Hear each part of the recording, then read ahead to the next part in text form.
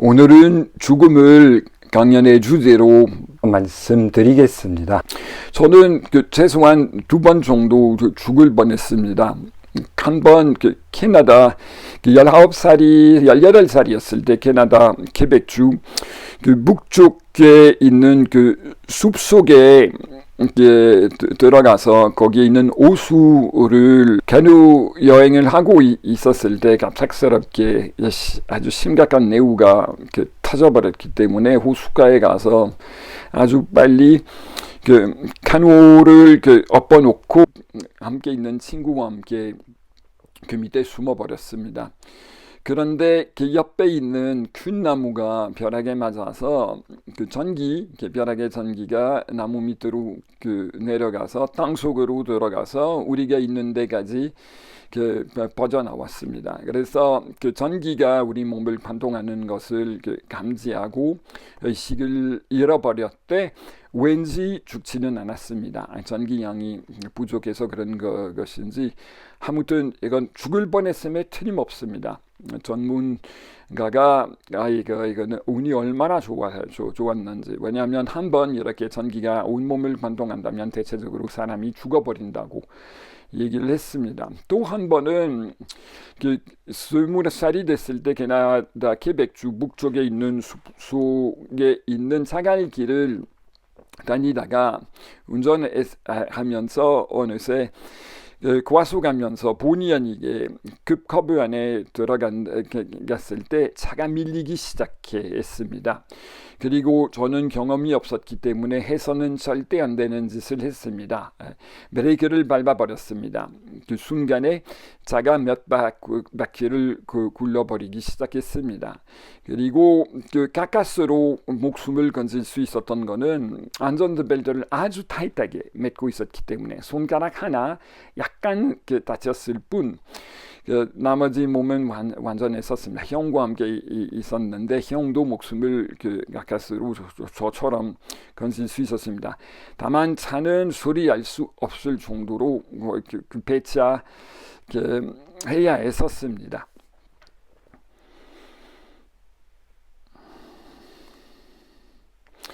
저는 좀 있으면 고희 즉 70이 될 사람입니다.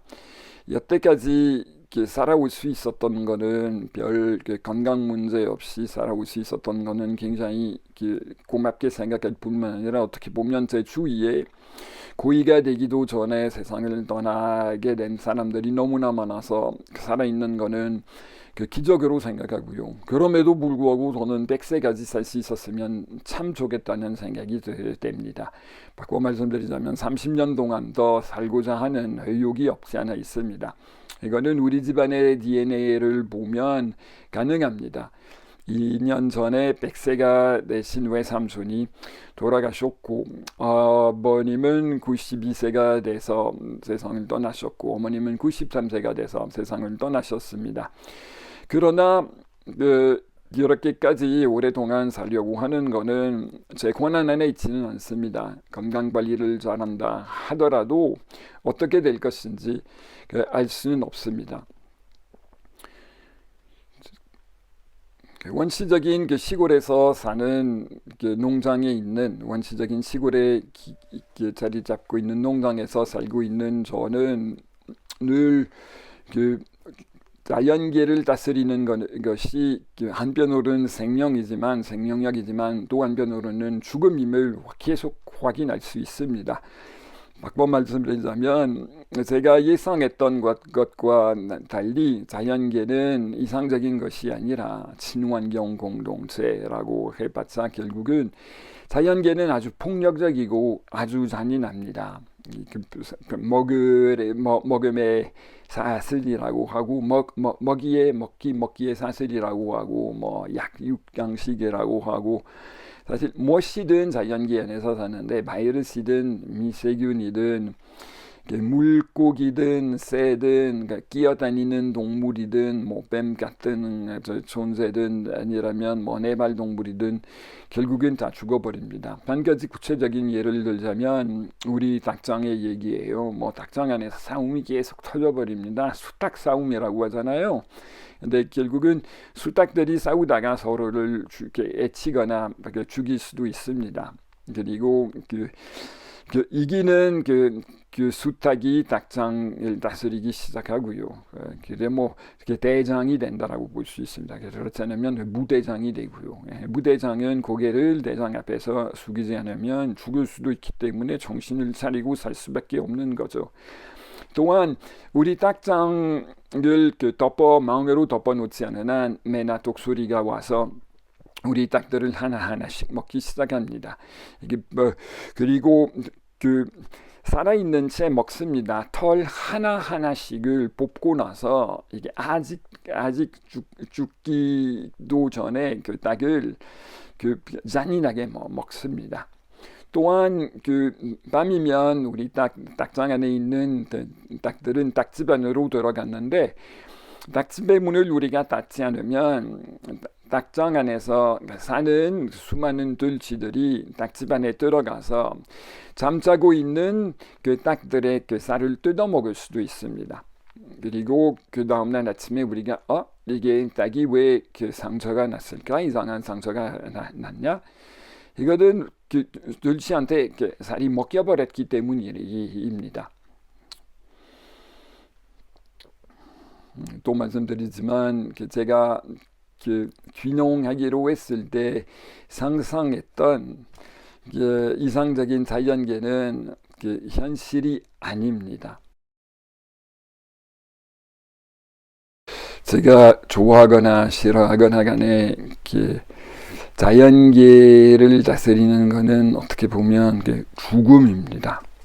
그러면 죽음 앞에서 어떻게 해야 할까? 아까 말씀드렸듯이 죽음을 망각하려고 해봤자, 이게 부정하려고 해봤자 소용이 없습니다. 죽음이 우리를 쫓아다니고 있기 때문입니다. 그러면 죽음을 어쩔 수 없는 사실로서 받아들여야만 하는 것이죠. 이게 상식입니다. 그런데 이게 어쩔 수 없는 운명 앞에서 어떤 낙관주의보다 비관주의에 빠지거나 아니면 허무주의에 빠지기 시작한다면 어려워지기 시작할 수밖에 없죠. 이게 무슨 말씀이냐면 이게 뭐 죽어가는 인생이니까 뭐 삶에 대한 의욕이 뭐 있어봤자 소용 없습니다. 이렇게 생각이 시작해서는 안 돼요. 저는 이것과 반대로 오히려 죽음을 긍정적인 사실로서 과감하게 받아들여야만 한다고 생각합니다. 죽음을 긍정적인 사실로서 받아들이는 것이 도대체 무슨 의미인가? 일단 언젠가 죽어야 하기 때문에 주어진 생물학적으로 살아있는 동안에 주어진 시간이 얼마나 소중한 시간인지 터득하는데 죽음이 우리를 많이 도와주는 역할을 하고 우리를 이끌어주고 있다고 생각합니다. 그 때문에 주어진 시간이 제한되어 있기 때문에 그 시간을 어떻게 활용해야 하는 것인지 이롭게 바꿔 말씀드리자면 어떤 인생의 목적을 결정해 놓고 그리고 그 목적에 알맞게 살기 위해서 어떻게 해야 하는지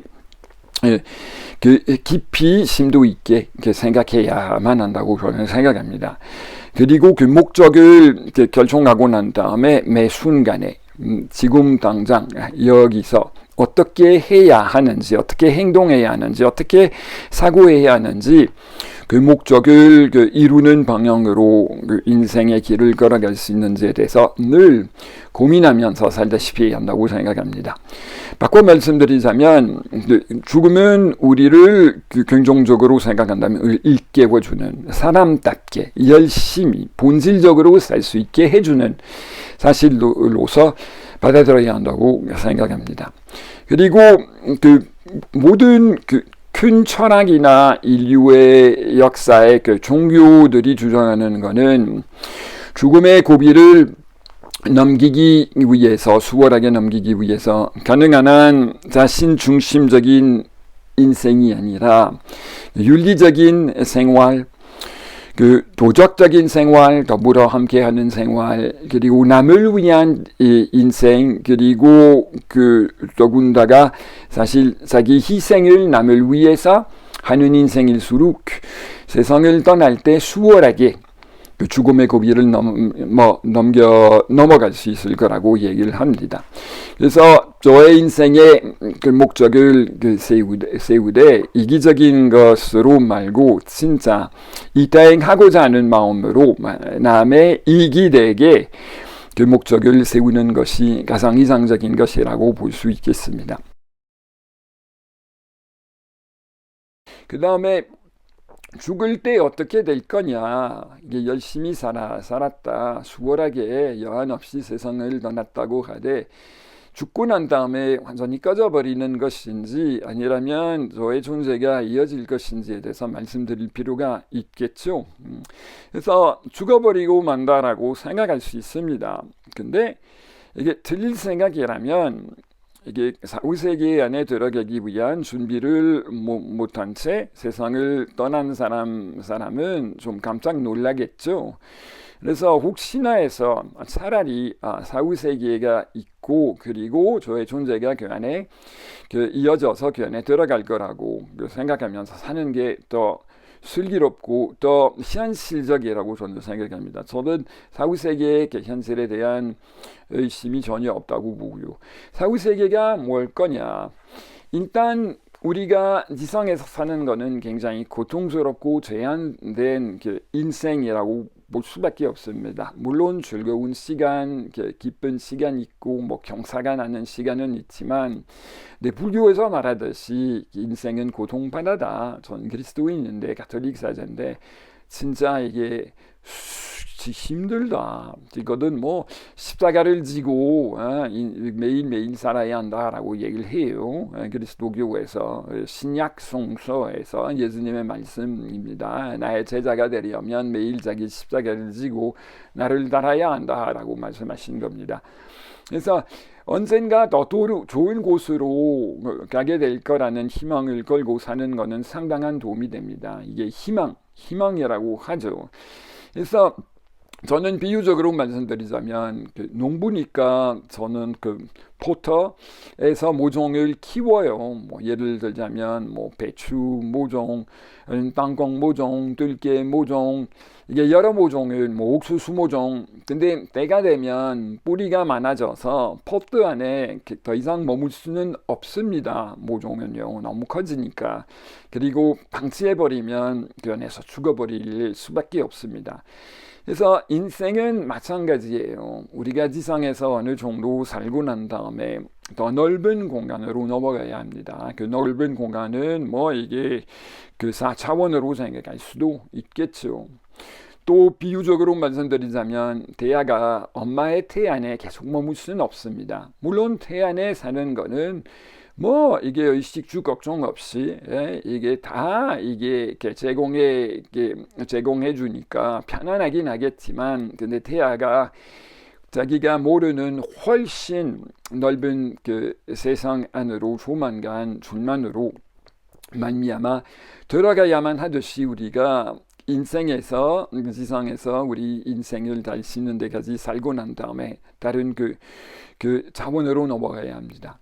그 다음에 우리가 세계에 대해서 자세히 말씀드리기가 어렵지만 제가 굳건히 믿는 몇 가지를 간단하게 나누어 드리겠습니다. 일단 우리 삶의 엑기스가 승화될 거라고 생각해요. 우리가 한 모든 것들이 좋은 것들이 남아있을 거라고, 승화될 거라고, 우리가 맺어온 살아있는 동안에 아름다운 관계들이 다 승화될 거라고 생각합니다. 서로 인고 부부로서 평생 내내 서로 사랑하면서 살아온 부부라면 사후세계 안에 계속 멋있는 관계를 이어질 수 있을 거라고 생각합니다. 반면에 우리가 그 지상에서 해결하지 못한 것들이 있다면 사후세계에 들어가서 해결해야 할 성질의 것들이라고 생각합니다. 바꿔 말씀드리자면 제가 생각하는 사후세계는 굉장히 관계성이 중요할 것이라고 생각해요. 무엇보다도 지상에서 사는 거는 중요한 게 관계성입니다. 사후세계는 지상의 세계와 똑같을 거라고 얘기하면 또 문제가 되듯이 완전히 다를 거라고 얘기를 한다면 또 문제가 됩니다. 어떤 연속성이 있을 것입니다. 관계성이 이어질 것이지만 해결이 된 그 관계라면 멋있는 관계라면 이어질 것이 멋있게 이어질 거고 그리고 아직 화해하지 못한 풀지 못한 관계라면 그 숙제로 남아 있을 것이라고 생각합니다. 좀 길게 좀 어수선하게 그 죽음과 그 사후 세계에 대해서 말씀드리게 돼서 죄송합니다. 다음에 좀 정리해서 좀 더 거두절미해서 좀 더 명확하게 말씀드리기 위해서 노력을 하겠습니다. 네, 감사합니다. 좋은 하루 되십시오. 오피니언 리더들이 많이 보는 인터넷 신문입니다. 주보시계 언론 인터넷 포털 사이트 검색창에 주보시계 언론 검색해서 들어와서 함께 해주시죠. 유튜브 구독, 좋아요 꾹 눌러주시고요. 쇼츠도 응원해주세요. 감사합니다.